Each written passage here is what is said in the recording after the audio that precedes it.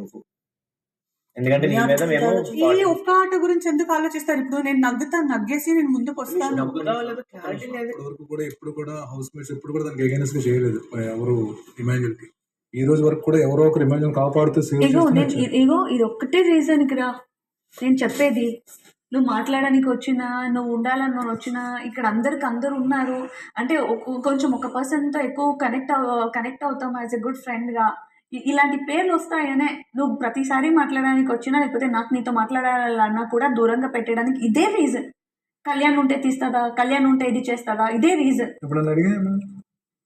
నన్ను అడిగినాడు ఏమని, తనుజ హైయెస్ట్ పాయింట్స్ ఉంటే మీరు తీస్తారని అడిగితే నేను ఏమన్నాను, తీస్తాను గేమ్ నుండి తీసేస్తానని చెప్పాను. నన్ను నామినేట్ చేయలేదా? నా ఇదేంటి పవర్ అసలు బ్రేక్ చేయలేదా? వీటితో నేను కాంపిటీషన్ గా గేమ్ ఆడి గెలవలేదా? నాకు క్లియర్గా ఉందా? మీకు క్లియర్గా ఉందో లేదో నాకు చాలా క్లియర్గా ఉంది. అసలు లేదు. మీరు చెప్పిన దాన్ని బట్టి నాకు అర్థమైందైతే మీకు క్లియర్ లేదా? ఎందుకో చెప్తా చూడండి. 150, 120 మాకు మీకు ఎట్లేదన్నా 40-50 తేడా. మీరు ఓకే, మీరు ఫస్ట్ ప్లేస్లో గెలవాలనే కోరుకుంటారు. మీరు ఫస్ట్ ప్లేస్లో గెలిచినా మాకు ఈక్వల్గా వస్తారు. గుర్తుపెట్టుకోండి, ఈక్వల్ స్కోర్తో వస్తారు. నాకు 150కి ఈక్వల్ స్కోర్లో వస్తారు, లేదా ఎందుకన్నా ఒక 10 మార్కులు తేడాతో వస్తారు.